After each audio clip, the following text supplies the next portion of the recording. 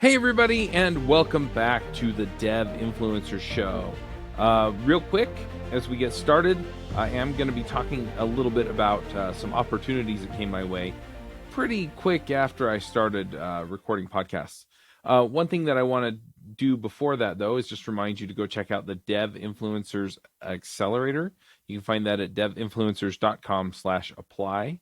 And yeah, you just fill in the email form. And then what it'll do is it'll take you to the actual application where you can give me some information so that I can schedule a strategic call with you. And that way we can figure out, okay, who are you trying to influence? What kind of influence are you trying to have? What outcome do you want? And then we can start figuring out how to get you there and see if you're a good fit for the accelerator. So anyway, great place to go. But let's dive into the story, right? Because I'm kind of picking up from where I went last time, right? So last time I talked a bit about reaching out to Greg Pollock and, getting into podcasting. I launched a show called the Rails Coach Podcast. And then I also got in to development full time as a software developer for my job. And that's where I wanted to end up. And that's what happened. So that was pretty exciting. And anyway, I was thrilled at that point, right, to be in that job. But anyway, it wasn't very long after that before other opportunities started to crop up. So one of the things that happened, and this is one of the things that I really want to highlight, is a friend of mine, Eric Berry, had started a video series called Teach Me to Code. And what he was doing was he was putting out videos. And I think I talked about this last time because I did a video for him on that series about routing in Ruby on Rails. And anyway, we got in and he started getting into Groovy and Groovy on Grails. And he put out a couple of videos and they didn't really get as much traction as the Rails videos. And that was mostly because he had built a Rails audience and they weren't interested in any kind of transition.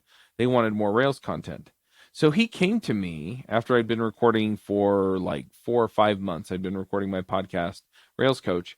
He came to me and offered to have me take over Teach Me to Code. And so I did. I wound up taking over Teach Me to Code and making videos. And I did that for like 4 or 5 years. And what really was interesting about that, it was that, again, with Rails Coach, I was interviewing people. And if the interviewing didn't work out, then I was talking about what I was working on.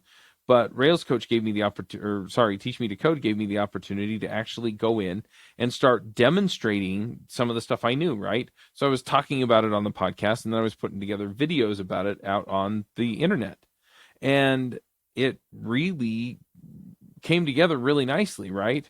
I was putting out these videos, and I was showing people how to do stuff with Ruby on Rails. And I had way less experience than Eric did. And in fact, when he handed it off, I was actually a little bit surprised. And eventually I asked him, I was like, why did you give it to me, right? Why didn't you give it to one of these other guys that had a lot more Ruby and Rails experience? And the reason was that he actually saw that I had been producing the podcast and saw that I was, on a roll with producing content. And so he just turned around and handed off Teach Me to Code because he knew that I would keep doing it, right? And he wanted it to be a thing that people were continuing to get, right? And he also told me later that he had wanted to turn it into something similar to what Ryan Bates was doing on Railscasts. That was not the direction that I wound up going. In fact, it didn't even occur to me really. But at the same time, I was putting out videos and talking about Rails.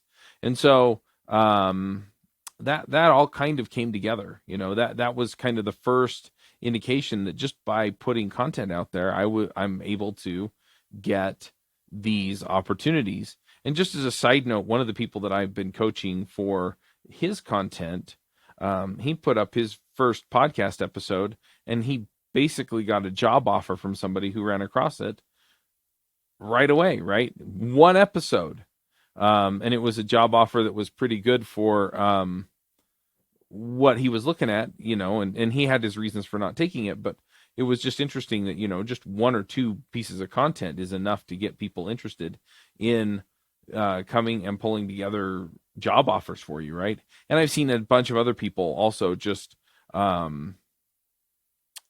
find opportunities that way, right? Either people reach out to them and offer them a job, or people want to hire them as a consultant, or things like that. And it's amazing the kinds of opportunities that come your way, right? Another one is that a lot of times these companies that sell books will come to you and ask you to author a book for them, right? Because again, they know that you have a following and they can sell the book, right? I had a conversation with Miguel Morales, who's one of our hosts on Adventures in Angular or Adventures in Machine Learning. And yeah, we were talking about books, and he said, "Oh, well, I found a couple of other books on reinforcement learning, which is kind of his specialty. And, one or two of them just weren't that good. They didn't cover kind of these basic ideas." He's like, "I don't know why these companies got people to write them." And I'm like, "Well, they probably reached out to him because they had some kind of following and they thought they could sell the book." And then the other thing is a lot of these editors are not technical people, right? They don't know the ins and outs of every technology that they're getting people to write books on. And so they assume that the author has enough experience to write the book. And then obviously they didn't get enough technical review on it from somebody that actually understood that arena to come in and say, you missed some basic stuff. But the flip side is that often what happens is that even the people who pick up those books not knowing any better, they'll get into the field and then they'll realize this book really didn't cover the basics. And they'll go back and they'll leave a review on Amazon to that effect. And the good books that really cover stuff well, that give people a good springboard into their careers, are the ones that get out there and get those opportunities. But I also got invited to conferences pretty early, right? Or I'd submit a talk and have it accepted, even though I wasn't a well-established speaker, because I was a well-established podcaster. And so all of these are kind of opportunities that come around that make the difference for you when you're out there putting your content out every day. Now, I did have another call this morning, and he asked a question related to how much of yourself you put out there, and I'll answer that in the next episode, right? So you're going to kind of get my story interspersed with, oh, this thing came up in this call, right? But anyway, so that was one opportunity that came up. Another thing that came out of it pretty quickly was that while I was at Solution Stream, which was the consulting company I was working for, that I got hired to work with Nate at. And if you've listened to Ruby Rogues, it's Nate Hopkins, who was on that show for quite a while, that was that original mentor for me there. After I'd been there for a little while, for about a year, I think, they just came to me because the company that I had been consulting for, with Solution Stream, had essentially run out of money. And so they were looking at, they basically shut down the contract. And so all of a sudden, all the Rails work dried up, right? Because that was more or less the only Rails contract they had. Nate had kind of moved on to, oh no, they shut down. That's right. It was a phone app that I was originally hired to work on, right? And so what we were doing is we were writing code that actually sent text messages and received text messages back before Twilio was a thing, right? And so we were actually coding against texting gateways and stuff like that, which are kind of interesting. But anyway, so that ended. And so I wound up going and working for another company that did a whole bunch of lead gen stuff, right? And effectively what they did is they had this business, and it ran on the LimeWire network, and it pulled content and helped people find content. And anyway, it was really interesting. But the thing that they were looking to do was build a competitor to download.com, which I think is or was owned by CNET. And so I got in and I was writing that, right? And again, I was working with a very experienced developer on their team, but he didn't have time to chase all the stuff that they did and all the stuff that I did. And so, I would just go off in my little room and I'd code all day, which was awesome. But eventually the Google algorithm changed on them, right? And so their business had to adjust. And so they ended the contract too, right? Just due to monetary reasons. And when they started shutting it down, I basically showed up to work, thinking that they were going to put me on the next contract, because when they hired me, they said, "Hey, look, we tend to bench people for a few weeks until we can find them work," right? And so when I showed up, I basically got called in, and they said, "We're going to take you over to one-on-one," which is another contract that they had. And Nate was actually working for them at the time. and we're going to have you interview with them. And so I did. And they came back and they took one look at my resume, which wasn't very long, right? It was, a year long professional programmer. And they said, we're not gonna pay consultant rates for a one year developer. And so that was my shot, right? So they brought me back and basically laid me off that day. And it left a little bit of a sour taste in my mouth just because I felt like I had been promised one thing and given another, right? But I went home, and this is a story I really enjoy telling. But I went home, and I remember it was like our third wedding anniversary, I think. It might have been our fourth wedding anniversary because I think our second child at that point was old enough to, she was kind of moving around on her own. And our anniversary is less than a month after her birthday. So I think she was about a year old. So it would have been our fourth wedding anniversary. Maybe our third. Was it our third? Anyway, so I showed up at home at 11 o'clock in the morning, right? And, my wife's like, what are you doing here? And I was like, well, I got laid off, right? No more working, right? And, so, we kind of had a little bit of a pity party, and I put my resume out on some job boards, which, by the way, is not the way I recommend you find a job these days. But I did it, right? I put them out on a job board, and I got called up by this company like that afternoon. And they're like, hey, can you come in for an interview? Sure. Well, when can you come in? Well, I can come in this afternoon. Okay, sounds good. So I drove back over to Orem, which is, right next to Provo, if you're from Utah. Drove over to Orem, 20-minute drive from my house. Drove right past my parents' house. Parked, went in, did the interview. And what was funny was that I now had Rails Coach podcast and Teach Me to Code screencasts that I could refer to as proof that I knew stuff, right? And so we did the interview, and half the time I was saying, well, I did a video on this, right? And then I'd explain whatever it was they were asking about. Or, oh, I did a podcast episode about this, and then explained whatever they were looking at. And what was really telling about a lot of it was that, the guy that was interviewing me was pretty impressed.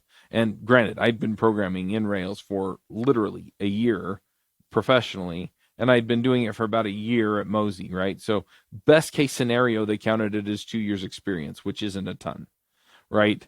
And so I'm driving out of there, and I'm passing my mom's house on the way home. And I say my mom's house because she lives there now, and my dad passed away a couple of years ago. But, so I'm driving past, I'm just flying down the highway there. And my phone rings, right? And so me being the smart guy I am, I'm driving, I answer my phone, right? And it's this guy Jared on the other line, and he's like, hey, so I watched some of your videos. It'd been like 10 minutes, so he'd just gone and kind of browsed to see what was out there, right? Watched some of your videos, gonna check out your podcast, but we want to hire you, right? I've been unemployed for literally 6 hours. And I'm like, okay, cool. He's like, well, when can you start? And I was like, tomorrow. And so I went home, and my wife and I went out to dinner for our anniversary, just like we were planning on. And I showed up at work the next day and got to work, right? And again, it was telling how quickly that paid off, right? That I had the content out there, and that was enough, right? It more than demonstrated that not only was I willing to do the work to learn stuff, right? Because that's really what it showed, more than that I was an expert, but it did show that I knew what I was doing. And so I got hired. And what's funny is within a month, I was the team lead.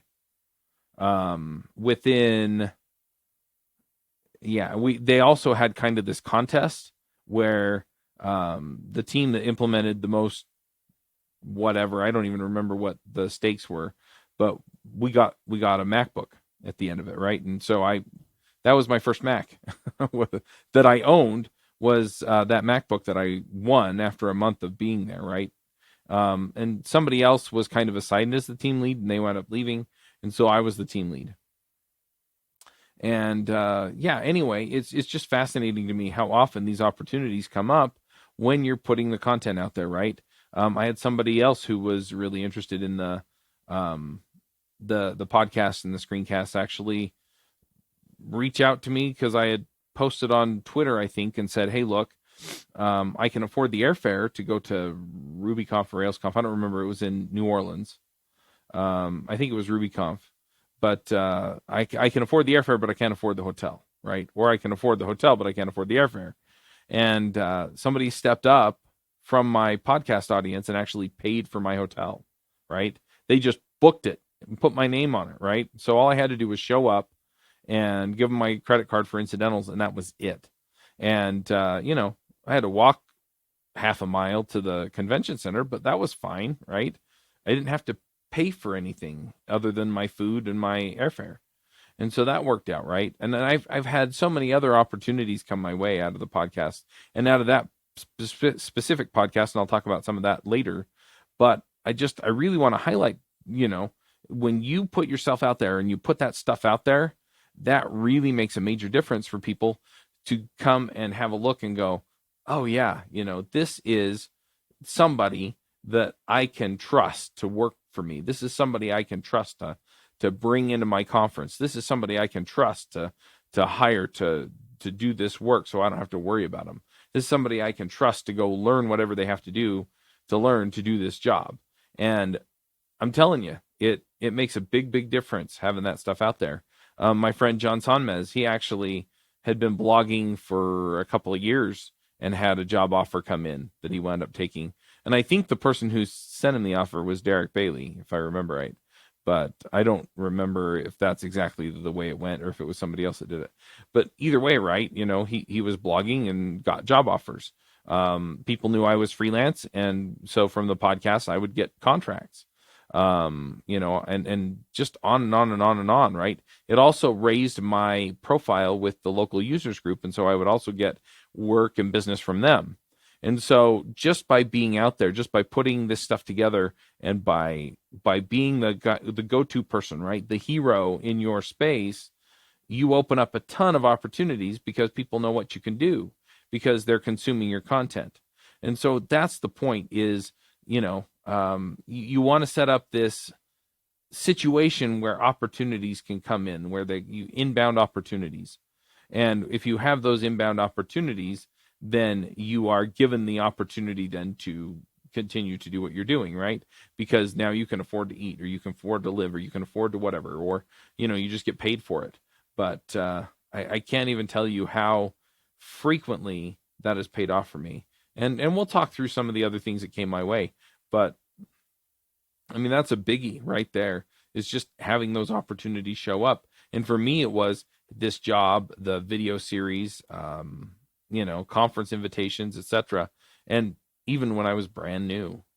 And so, get your stuff out there, get noticed, make it grow, which is what the accelerator is all about, right?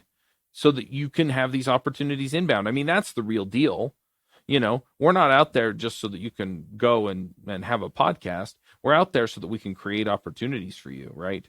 And that's the payoff. That's the big thing that's going to work out for you. So anyway, devinfluencers.com/apply if you want to find out more about the accelerator and, get those opportunities inbound. And then, until next time, max out.